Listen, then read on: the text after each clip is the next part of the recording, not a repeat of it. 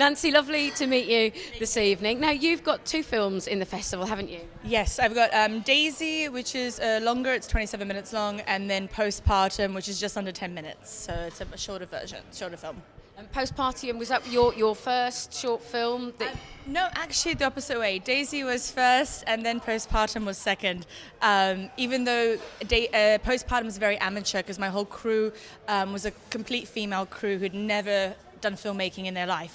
So I taught them everything from sound to lighting so it's an amateur production, but actually they did such a brilliant job and we got accepted into this film festival. So, well done to them. So. Was that a real challenge for you as well? Because there's obviously a responsibility to get a film made, and often a director delegates and relies on their crew to bring something to the table. So that must have been, you had your hands full there. I did. I think the first 3 days were we did 8 days, which normally you wouldn't for a 10-minute film, but because of the lack of experience, it took a bit longer. But I think everyone had their roles, and once they actually got how to use all the equipment, they just did it, and then it was brilliant. So. Yeah, it was a responsibility, but they all took in their responsibility as well, so that was really great. And the story itself has quite a responsibility to it as well, doesn't it? Yeah, Postpartum, I was 7 months pregnant when I read an article about a woman in New York who jumped out of a building with a 10-month-old baby because she didn't want to leave him without a mother. She was so depressed with postpartum. And being pregnant at 7 months, I was like, oh my God, what about if I get this? So I started panicking, so I wrote a screenplay about it to bring more awareness about the condition, because a lot of women don't want to talk about it. A lot of women, you become a mother and you're expected to love your child and you're expected to know what to do. And mothers don't sometimes. And so I really wanted to get that out there so there's more conversation about this condition, and maybe hopefully we as women can get together and start talking about it and helping each other out with it. So that's why I think there's a sort of a stigma, isn't there, that if you expect all women to just be natural mothers, and I don't think that's the case, is it? And it's such a responsibility for a woman, and this kind of feeling of just like a dread that you're not being seen as a real woman because you're not naturally bonding with your child. Yes, I think, even more so even today, we're expected to not be a great mother, but a great wife, but a great cook and a great worker. So there's so many roles that a woman has to take. And actually, motherhood's an amazing thing to experience, but not everyone can do it. It is a job as well. So sometimes it's not for all as well. I think it was interesting as well that this lady was very privileged, wasn't she? She lived in an affluent house and she obviously had money. And so, even it's not a money thing, it's not a lifestyle thing. It affects everyone no matter what your circumstances. That was a big thing to me. I think I also, you find people who think, oh, they have everything, they must be, but actually it's a hormonal thing. It doesn't matter what race you are, where you're from, your age, you just happen to be affected by it. So, and sometimes it is harder, I guess, when you do, because you expect, well, I should have a good life, I should be a good mother, and you can't. So, I wanted to get that across as well, that anyone can have it. Which you do very well as well.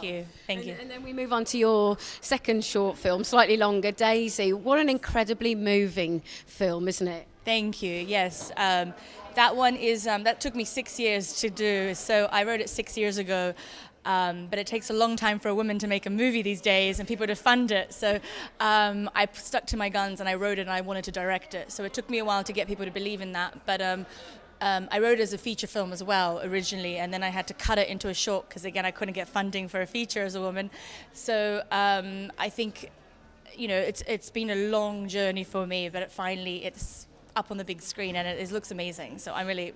Yeah, it does, and the story's amazing as well. I mean, I was watching it and crying at the end of it. What was the kind of the genesis of the idea for you when you wrote it? I actually when I moved to London, I worked part-time at Great Ormond Street, and I actually met a girl called Maisie who's in the film, and her mum, and I just thought they were amazing. For someone living with so much pain every day of her life, she was 4 then.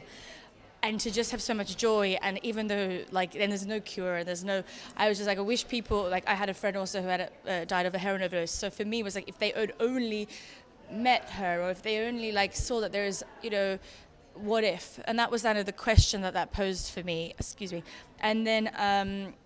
So I guess I wanted people to get to know these kids and get to know that there is such a condition, and just for people to talk about it more and to to hopefully find a cure for it. So there's more money put into it because there is, there's not enough research being done because it's not, as common as cancer. So, but there are kids living with this, and we should also be helping them as well. So that was the main reason why I wrote it. And there's a lovely story of how she inspires a heroin addict to get his life back, really, isn't it? Yeah, I always saw him, I guess because Great Ormond Street's all to do with Peter Pan. So having worked there, I was like, oh, he's like the Peter Pan, he's stuck in Neverland. And for me, she was his Wendy. She helped him find home finally after 13 years after being at war. I also have a thing about a lot of war veterans come back, and if they were caught with drugs at war, they get stripped of all their money and off their titles. So that's why there's a lot of homeless veterans on the street who are drug addicts. So for me, it was like to bring an awareness that, he's stuck in this Neverland of London, and and she helps him basically find himself and find love as well, which she'll never get to experience. So, yeah. Which was also very touching. Thank you. And I think for a role like this as well, you do need actors that can really pull it off and invest in, especially in such a short space of time. You haven't got the 90 minutes to invest in a character. I wish I did. I wish I had the money to do it in 90, but that's life. Well, is there a possibility off the back of doing the short film that you could raise funding for a feature?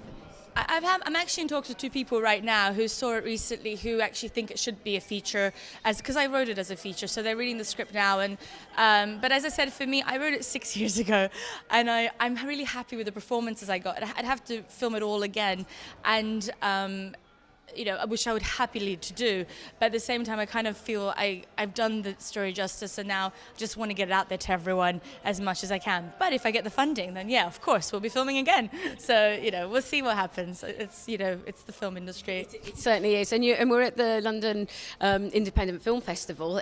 What's it mean to you to have your films at the festival here? It's so funny. Today, a year ago, we actually started pre-production for DAISY. So it's actually 1 year, literally a year ago, we had our first meeting as a team a week before we started production.